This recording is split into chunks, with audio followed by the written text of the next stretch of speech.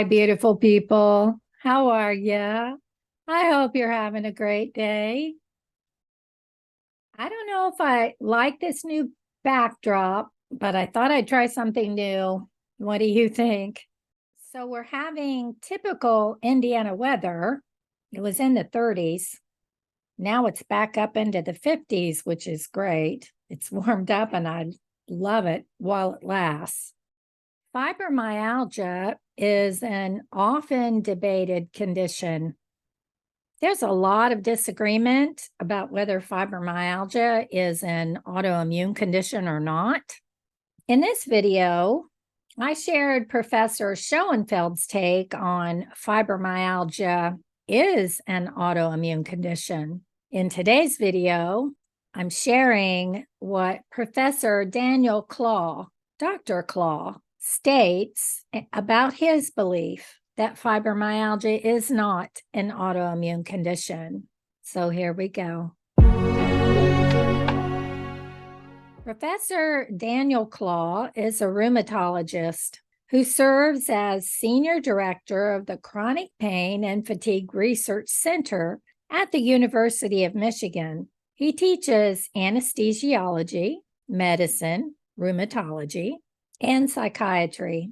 Prior to this, he was Division Chief of Rheumatology, Immunology, and Allergy, and Vice Chair of the Department of Medicine. He is committed to the clinical care and research of overlapping conditions such as fibromyalgia, Gulf War illnesses, and interstitial cystitis, to name a few. He is internationally known as an expert in chronic pain, especially the central nervous system and the contributions to chronic pain states. He also continues to participate in research involving conditions like low back pain, vulvodynia, endometriosis, osteoarthritis, irritable bowel syndrome, and temporomandibular joint disorder, all of which are found in fibromyalgia patients. It took many, many years for researchers to believe that fibromyalgia is a real brain and spinal cord problem. Until 20 to 25 years ago, researchers didn't have the capability to look at what was occurring in the central nervous system.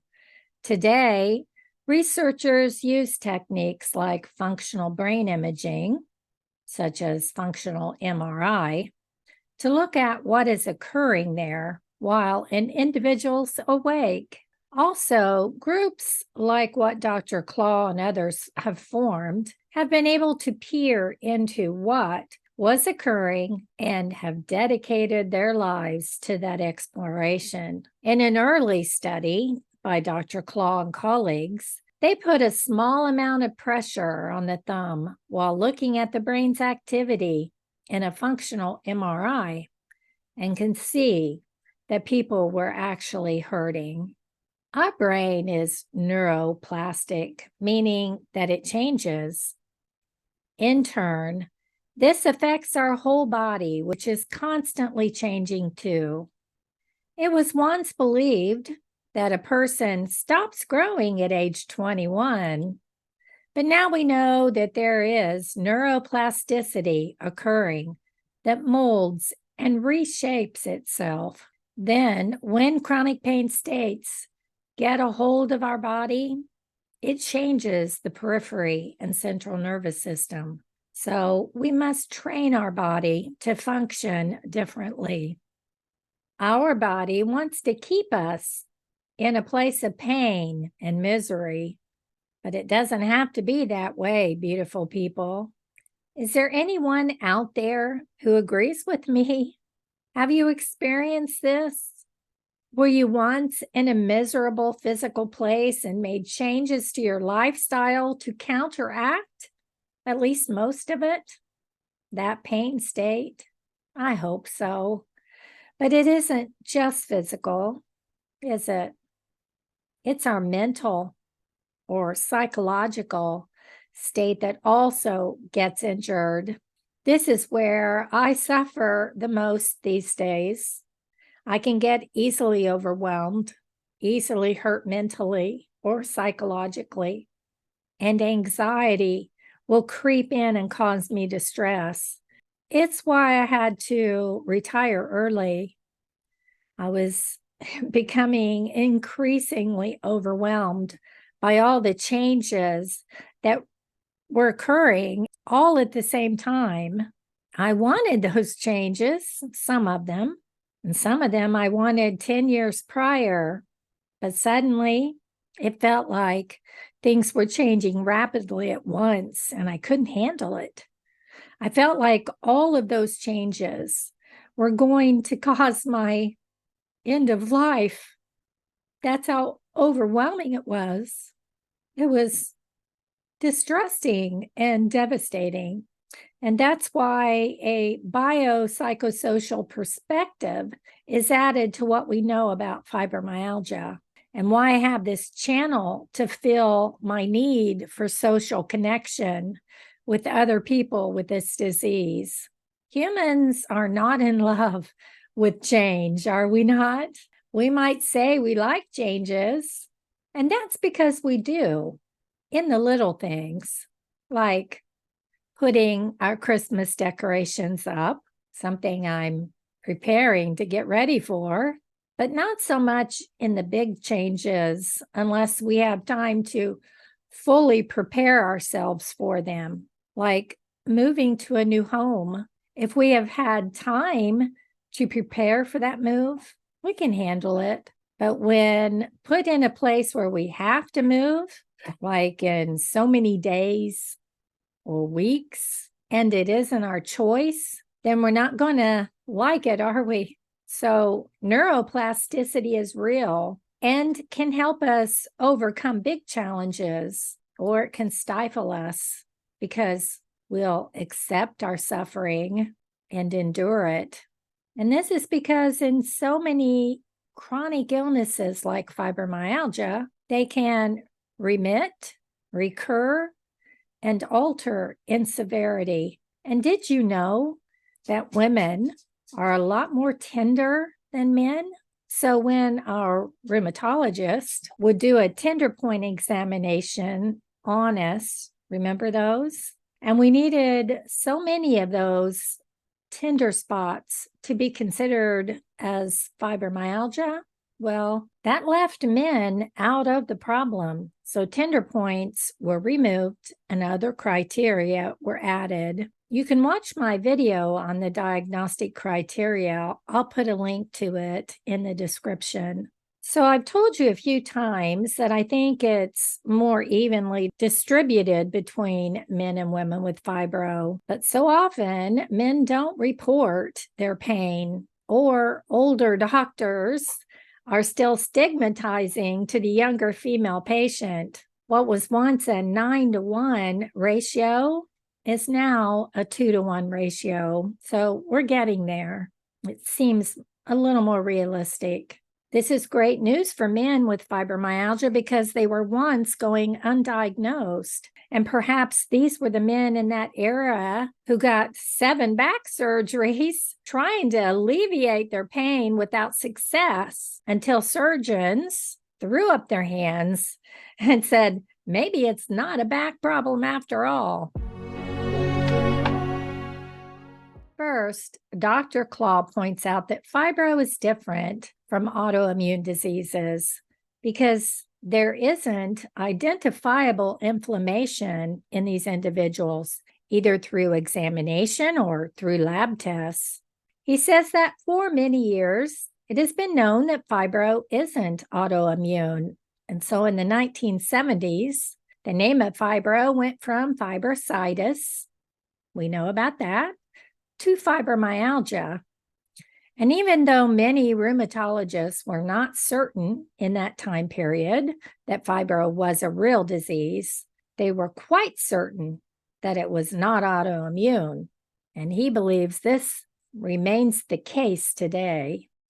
In addition, those individuals with an autoimmune disorder who are getting DMARDs and biologics for their pain and inflammation are not faring very well because they still have pain, fatigue, sleep, and cognitive problems from the overlapping fibromyalgia.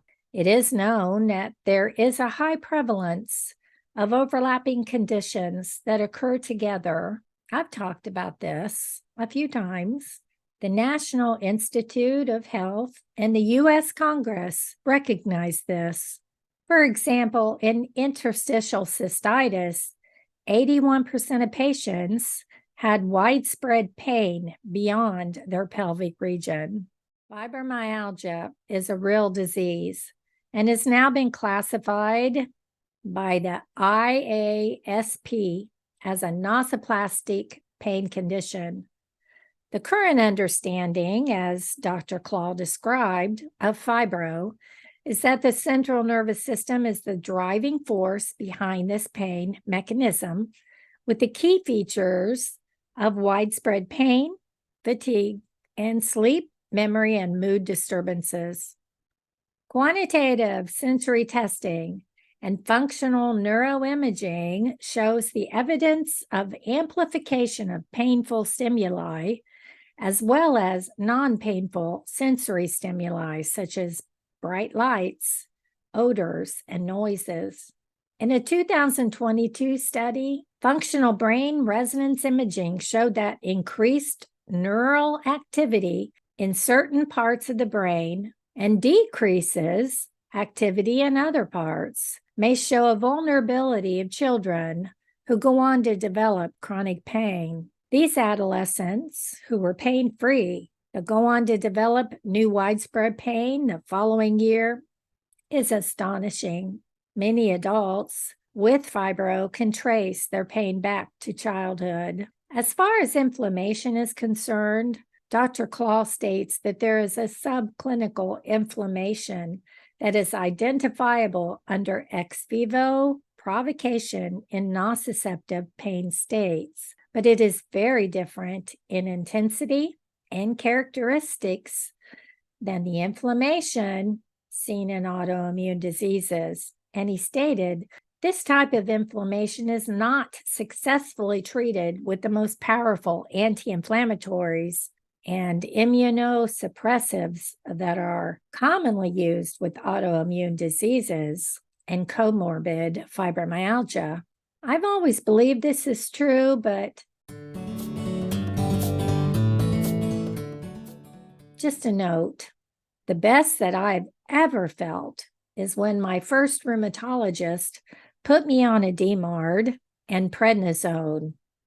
A DMARD is a disease-modifying anti-rheumatic drug commonly used in rheumatoid arthritis, psoriatic arthritis, and ankylosing spondylitis, for example. They can also be used in the treatment of other disorders, including connective tissue diseases such as systemic sclerosis, systemic lupus erythematosus, and Sjogren's syndrome, as well as in the treatment of inflammatory myositis, vasculitis, uveitis, inflammatory bowel disease, and some types of cancer. I was on hydroxychloroquine.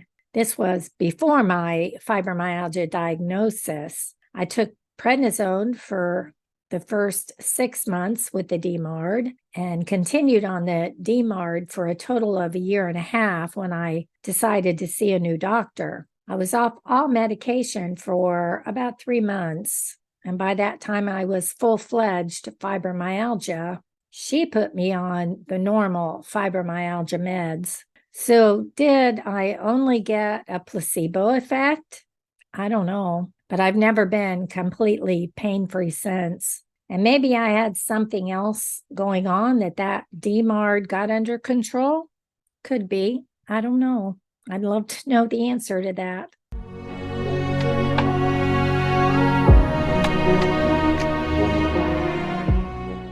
Anywho, Dr. Clauw goes on to state that the classic inflammatory indices are normal. There's no objective evidence on examination and no evidence of tissue inflammation or damage.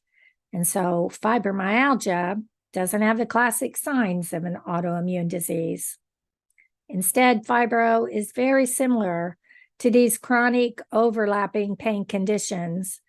And when you have one of these, you often have many.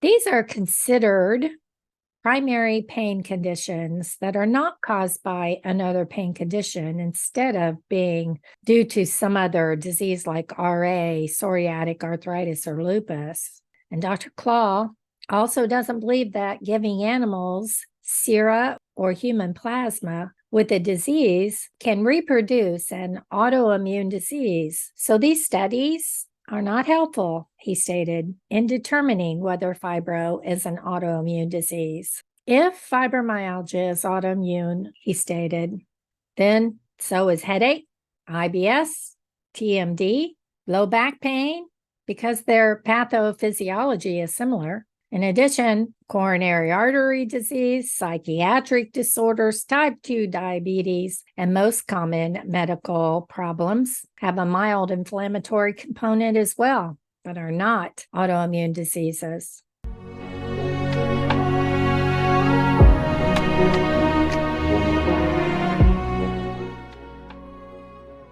So, what do you think? I know that most of us want fibromyalgia to be autoimmune, me included, because treatments will be more helpful. That's what we believe.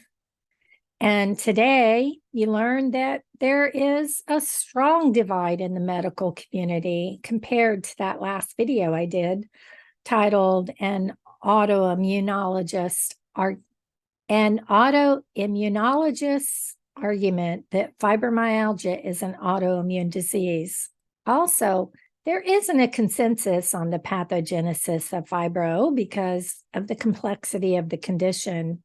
Maybe researchers will never be able to identify a single etiological factor, whether autoimmune or non-autoimmune. However, there are subgroups of patients that have been identified where one or more specific elements may predominate, like with small fiber neuropathy or Hashimoto's disease. So I hope you enjoyed this video. I send you gentle hugs and support. Love you.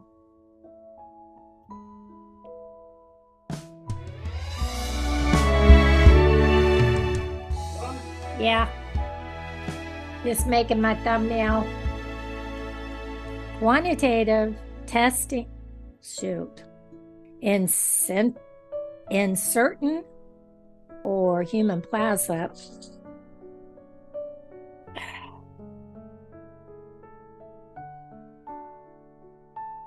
and autoimmune. I said it right the first time.